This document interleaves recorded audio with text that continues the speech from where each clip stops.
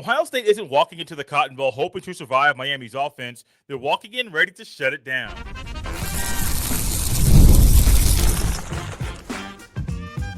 You are Locked On Buckeyes, your daily podcast on the Ohio State Buckeyes. Part of the Locked On Podcast Network, your team every day. Welcome in, Buckeye fans, to your Feel Good Friday edition of Locked On Buckeyes, which is your daily Ohio State podcast. Part of Locked On Podcast Network, your team every day. Now the number one sports podcast network. I'm your host, Jay Stevens. That's your sports talk host, delivering passionate coverage about your Buckeyes. And today's episode is brought to you by FanDuel. If you want to be right in the middle of the action this season, visit FanDuel.com and place your NFL live bets all season long. During today's show, we will dive into a little bit of an update about who Michigan might hire to be their next head coach, as well as two Buckeyes who must be big in the game against Miami. But first, Ohio State's players on defense are chomping at the bit to get back on the field. This isn't saying the players on offense aren't also chomping at the bit, but these guys on defense are hungry.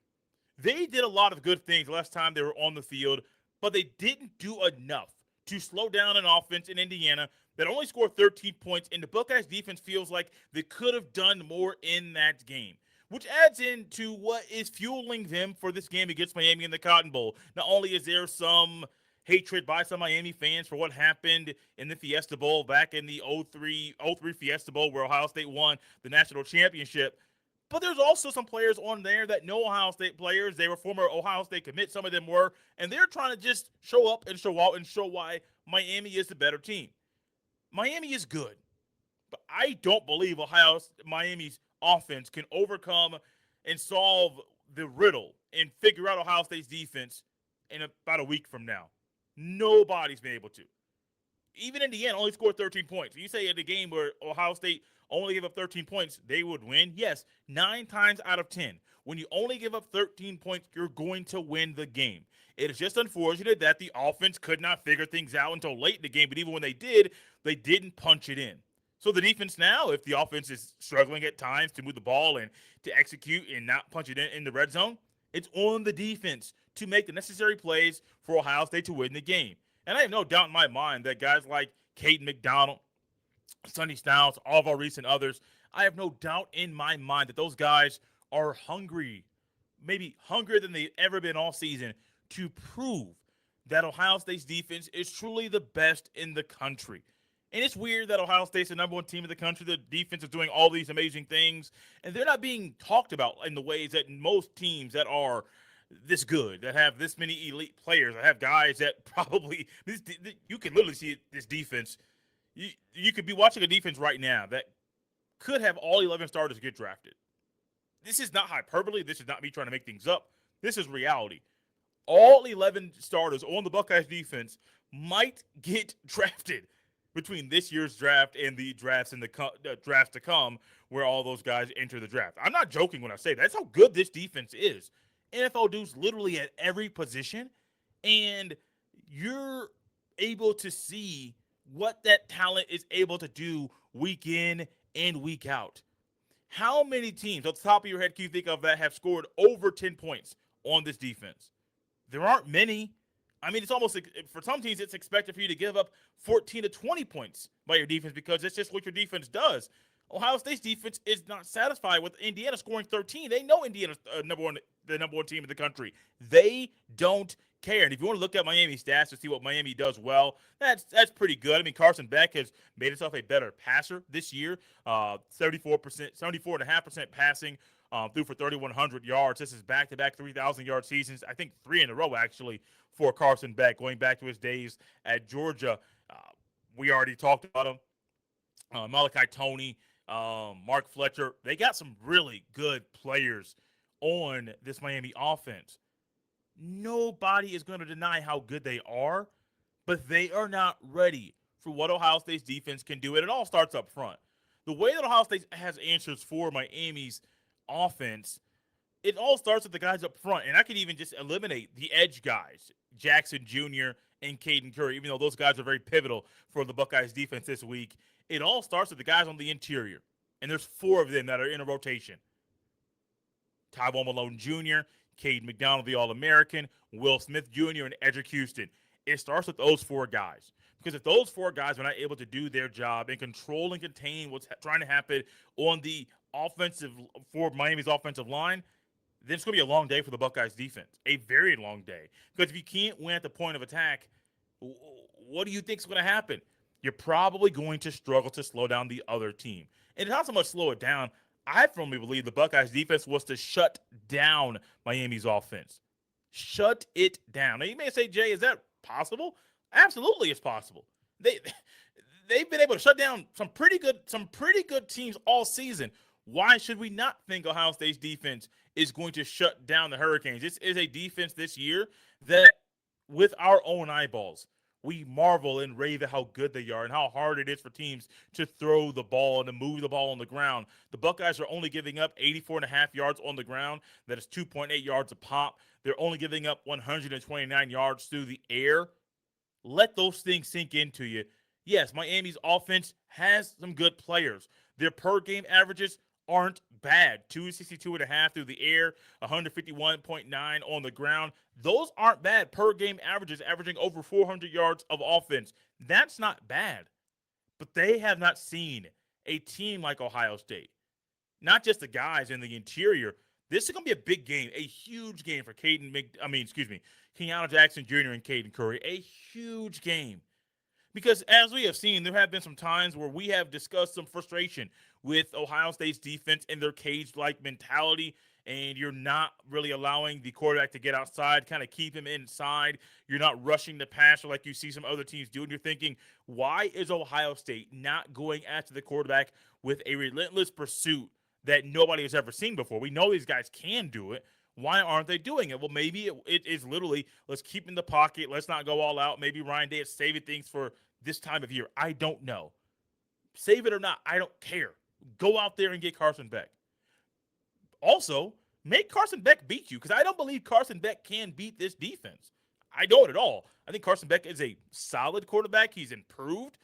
But I have seen nothing in Carson Beck. Also, he's thrown 10 interceptions this year, which is almost one per game when the Hurricanes have played 13. So that's another mark where Ohio State's defense doesn't really get all the interceptions that you think they should be able to get. I wouldn't be shocked if they had 2 interceptions in this game, because you're going to put Miami's offense in a scenario where they're going to have to throw the ball. Outside of Malachi Toney, they have some other receivers that are good, but I believe in what the secondary is going to be doing. I know, and we all remember what Indiana did. Yes, Jermaine Matthews Jr., he got scored on by a pass from Mendoza to Surratt. Lorenzo Styles Jr., he's not utilized, but he got beat up one time. Devin Sanchez got beat. Those things are going to happen. Guys are going to get beat. But it's what you do between that time you got beat and the time you get back on the field that is going to show what you're truly made of. And I don't think there's any reason for anybody to believe anything other than that Ohio State's defense is going to be ready and they're going to have more than enough answers in their bag. I guess it all starts up front. If the guys up front, all 4 of them on the D-line, if they aren't able to get pressure on the quarterback, if they aren't able to slow down Miami's rushing attack, then Ohio State's defense is going to have problems. A lot of problems. And this is not just me trying to be an Ohio State guy. No, I'm literally thinking, if you can't slow them down on the interior, if you can't win the battle in the trenches, you're probably going to lose the game. This isn't me talking as far as a Buckeye guy with what's on the hat. No, it is an analyst that is truly understanding that if you don't do the things with Miami's offensive line, if you can't control them for 4 quarters, it's not going to look good for you at the end of the day. A good way for things to look good for Ohio State at the end of the day is 2 Buckeye defenders having big games on New Year's Eve. We will discuss who those players are after the break.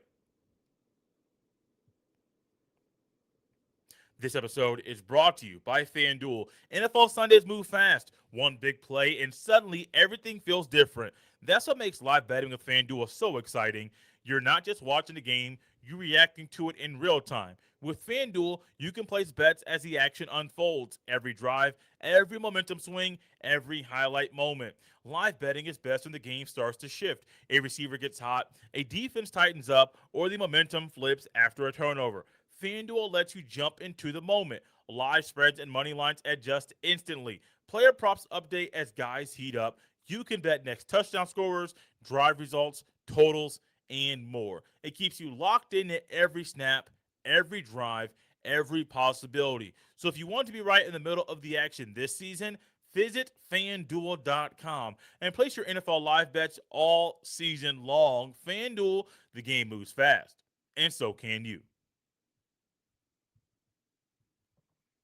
Thank you all for making Locked On Buckeyes your first listen of the day. And thank you for making Locked On the number one sports podcast network. If you haven't already, go check out our brand new Everydayer Club. You'll be able to get access to an ad-free audio feed for Locked On Buckeyes, compatible with Apple Podcasts, Spotify, and every other major podcast app. An invite to the members-only Locked On Everydayer Club Discord server, which includes a group chat just for listeners of this show. Go to lockedonbuckeyes.supercast.com or tap the link in the show notes to learn more.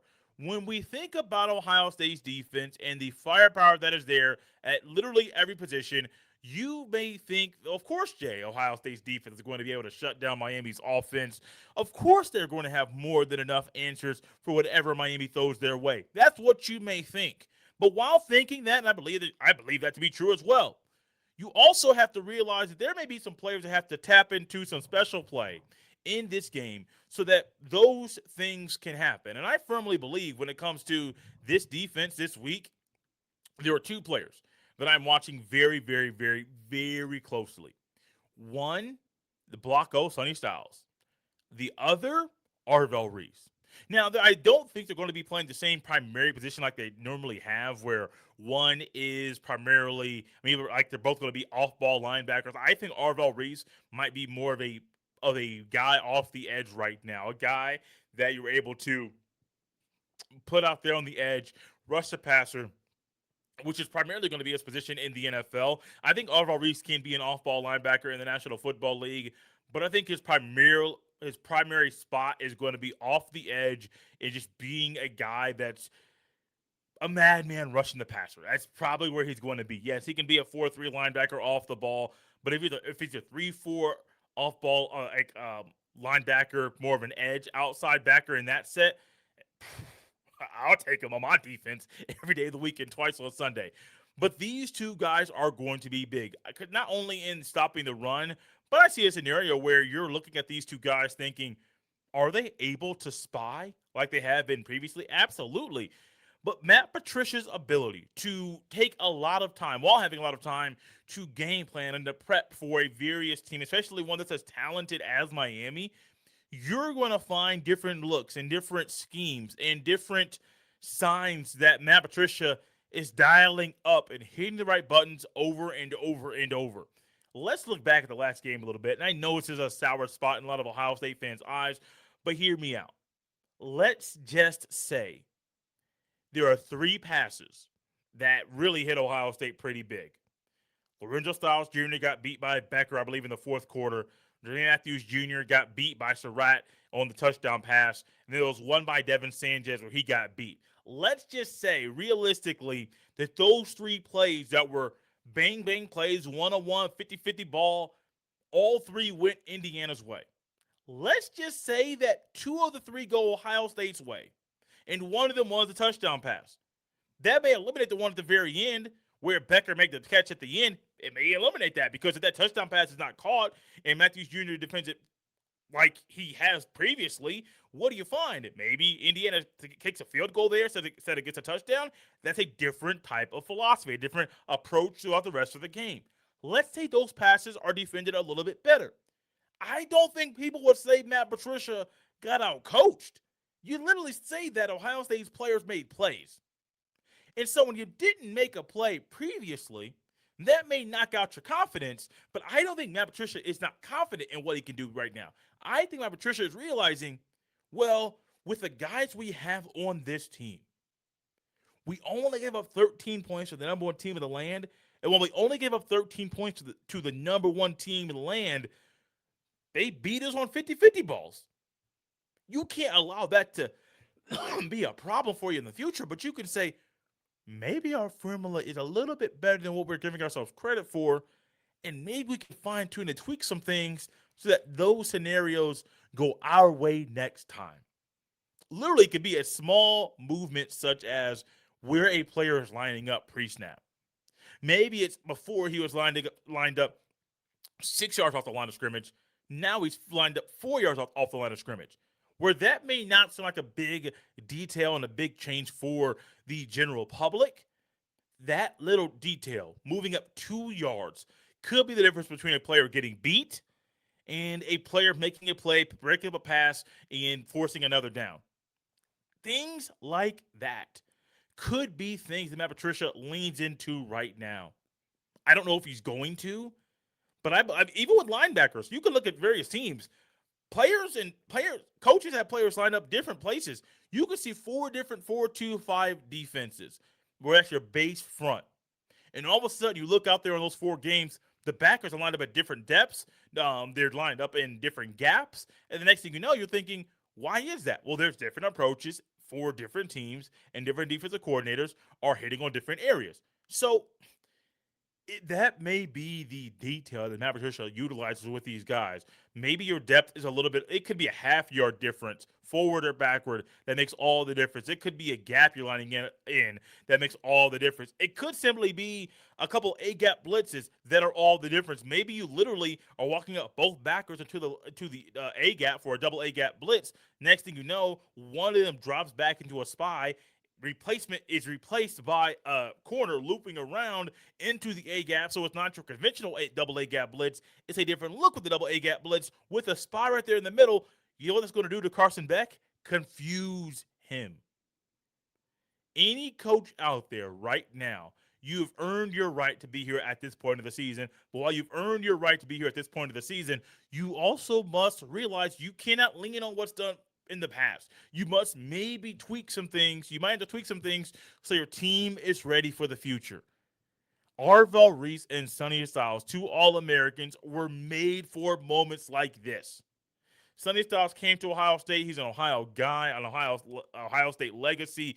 And he knows that when you get to this point as an Ohio State linebacker, this is where legends are made. I've said that all over the place. I've said that numerous times over the past few weeks. I'm going to keep on saying it. This is where legends are made. Yeah, wearing the Block O jersey, you will be remembered for the rest of your time for what you've done as a Buckeye in your Buckeye career. You won a national championship. You reclassified. You played multiple positions. Started at both positions you played at Ohio State. You're working yourself up to be a first-round pick. There's a lot of good things, a lot of big things Sonny Styles has done, but there's more good to be done with him on the field. This is where legends are made. And let's just say these two guys, Arvell Reese and Sonny Styles, play their best games of the year against Miami. What is that going to do? Put whoever Ohio State plays next on notice. Whoever they play. Because if the defense gets the job done, Ohio State's going to win. There's no doubt in my mind. Even if the offense has another game where they can't produce like they want to, they can execute like they should, they have more red zone issues, even if those things have an issue again. If the defense plays lights out and they shut down Miami's offense, there is no doubt in my mind that Ohio State's going to win, and it's going to be because not only the D-line up front getting things done, but also because these two guys at the second level are monsters. Carson Beck can't handle them. Mark Fletcher can't handle them. They are able to control everything via their activity, via their own communication, and by them just being dogs. We have been on here before in previous years discussing how there are guys on Ohio State's defense that wouldn't play at Alabama, that wouldn't play at Georgia. That was something we talked about here, and how Georgia's and Alabama's defenders at times looked different than Ohio State's players. This wasn't a knock in saying, well, no, it was a problem. It absolutely was a knock on the way that Ohio State's players were playing and why they weren't able to get some of the elite guys. They've got elite guys.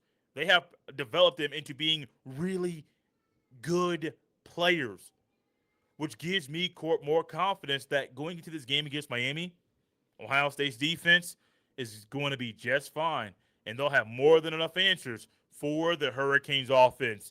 There's a team up north that is searching for an answer for who is going to be their next head coach, and they may have found the man for the job. We will discuss Michigan's coaching search next. This episode is brought to you by Game Time. There's nothing like college football season, tailgates, packed stadiums, and being right there in the middle of it all. The energy, the bands, the moments you remember forever. But actually getting tickets, that part used to be frustrating with long queues, logins, and prices jumping at checkout.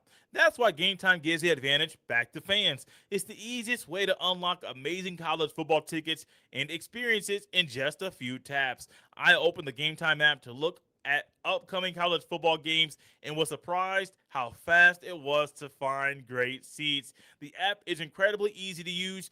I went from browsing to buying tickets in just minutes.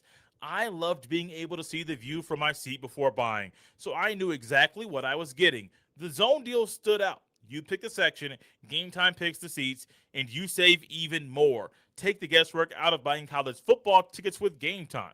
Download the Game Time app, create an account, and use code LOCKEDONCollege for $20 off your first purchase. Terms apply again. That's code LOCKEDONCOLLEGE for $20 off.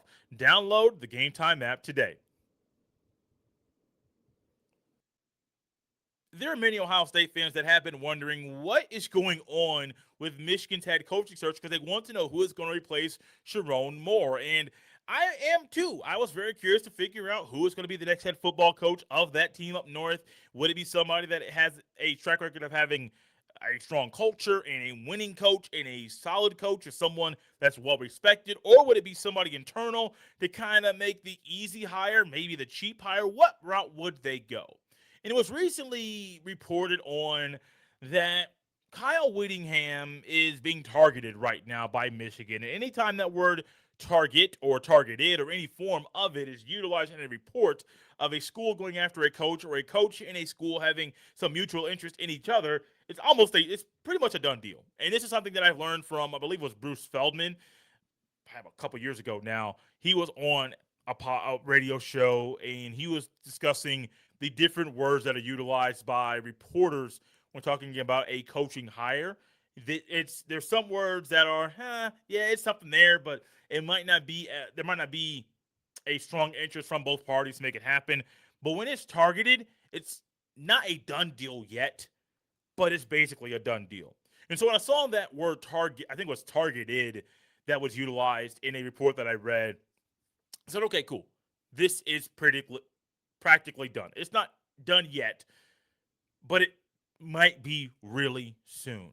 Well, if Kyle Whittingham does go to Michigan, you're getting a coach that has a 177 and 88 record, a winning percentage of 66.8. He's 11 and 6 in bowl games. So you're not getting a guy that's coming in that is a novice. He's been the full-time head coach at Utah since the 05 season. He co-coached the Fiesta Bowl during the 05 season with Urban Meyer, where Utah won that, which is a part of his bowl record right here on Sports Reference. That's where I get all the record information. Does have an undefeated season in 2008, where they also won the Sugar Bowl. They finished number 2 in the AP poll, which is the highest that he finished.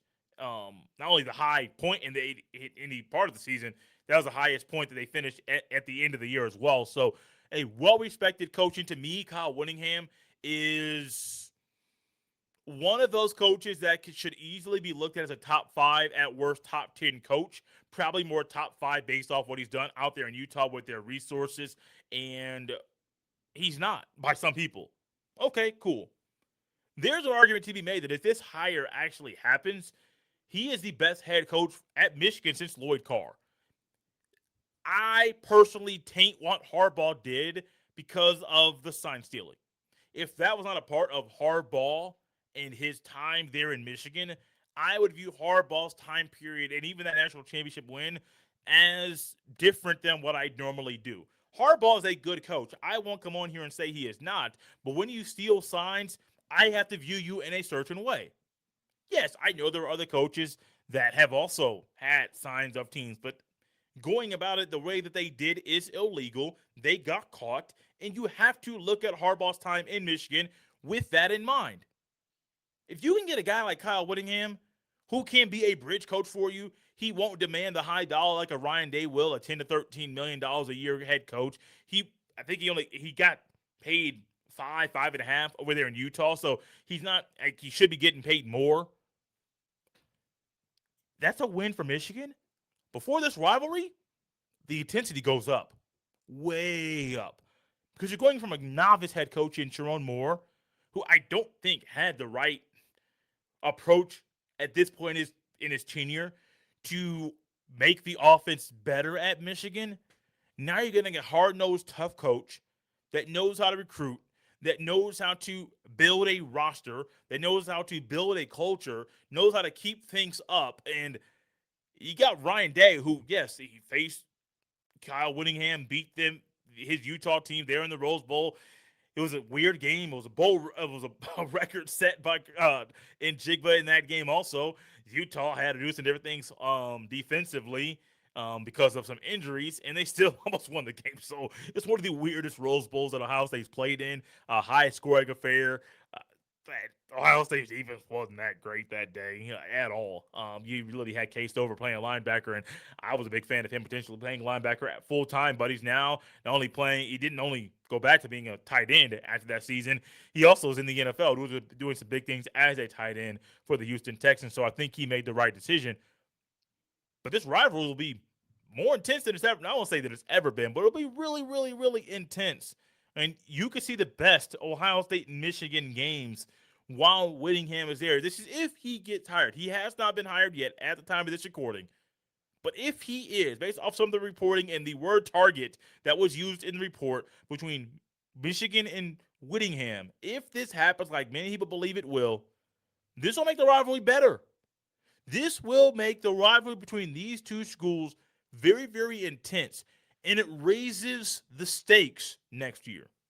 Because you could see a scenario where Whittingham goes to Michigan, he gets Michigan's resources, he gets the recruits that are there in the area. You want to have numerous recruiting battles between Ohio State and Michigan for players in the Midwest, where Ohio State can win a lot of them. It's different now. It's a lot different.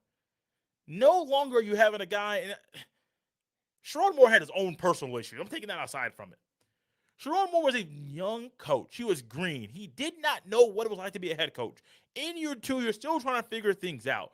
Now you got a guy who's been doing this for 20 plus years. He's been around numerous changes in college football, literally from the BCS to the CFP, the original 14 playoff, then you get the 12-team playoff. He's seen a lot of changes. The NIL, the portal, coaching carousels being crazy. The portal having two windows, now it's only having one. That one window is literally in the middle of the season. Wow.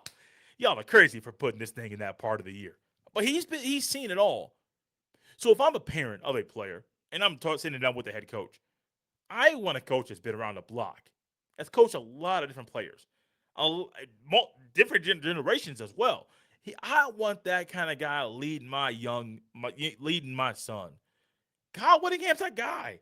No, I'm not saying he's better than Ryan Day. I still think Ryan Day's a better head coach than Kyle Whittingham. Don't get me wrong. But for Kyle Whittingham to have that kind of record, following a legend in Urban Meyer, multiple double-digit win seasons, including this year where Utah went 10-2. To me, if Michigan doesn't do this, they're fumbling the bag. They've done it before. Am I being nice to Michigan? Maybe. Would I understand if this hire happens? Yes. I don't know what they're going to do. They make some weird decisions all the time, so I have no idea what they're going to do. But this is the kind of hire that'll make the rivalry better. And literally, you're getting a guy. There's an argument to be made that he would be the best head coach that school has had since Lloyd Carr. Let that sink in for you. A school that has been trying to get back. And when they do, they cheat to get back there. It's possible. It is possible that the stakes for this game next year, you could have two teams that have 10 wins heading into the game that are on the verge of potentially playing each other in the following week at the Big Ten title game, which also adds to why the Big Ten and these two schools might come together to move the date of that game. While I don't mind it being during rivalry week in college football, I think there's a certain There's a certain factor to you playing your biggest game of the year and then playing your title game in your conference. But as I say that, I think about this, which leads me to why I don't think the game should be moved. Alabama plays Auburn at the end of the season, the regular season, every year. The week after, they play in the SEC title game quite a bit. I haven't heard, maybe I just because I don't follow Alabama like that. I really haven't heard Alabama fans or Georgia fans complaining about playing a big time rival the week before. Now, you say, Jay, is Alabama Auburn, the Iron Bowl, as big as Ohio State Michigan? No. Is it physical? Absolutely.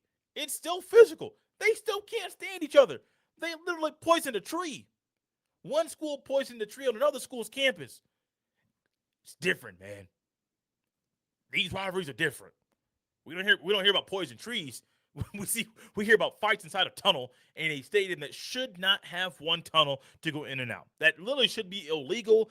The fire marshal should shut it down, but that hasn't happened. Thank you all for tapping into Locked On Buckeyes and for making this show your first listen of the day. Make sure you subscribe and follow Locked On Buckeyes so you get all the latest episodes. If you need a last-minute holiday gift or someone keeps asking what you want, make it easy. Ask for the Everydayer Club. You can get ad-free episodes of this show, exclusive Discord server access, and more. Subscriptions can be gifted through lockedonbuckeyes.supercast.com. For those of you on video, we send you to the first ever 24/7 National Locked On Podcast Network YouTube channel. On audio, make sure you make your second listen Locked On College Football. You can follow me or any social media platform or jstevens07. Send every email to jstevens317@gmail.com. This has been Locked On Buckeyes on a Friday. We'll see you next time.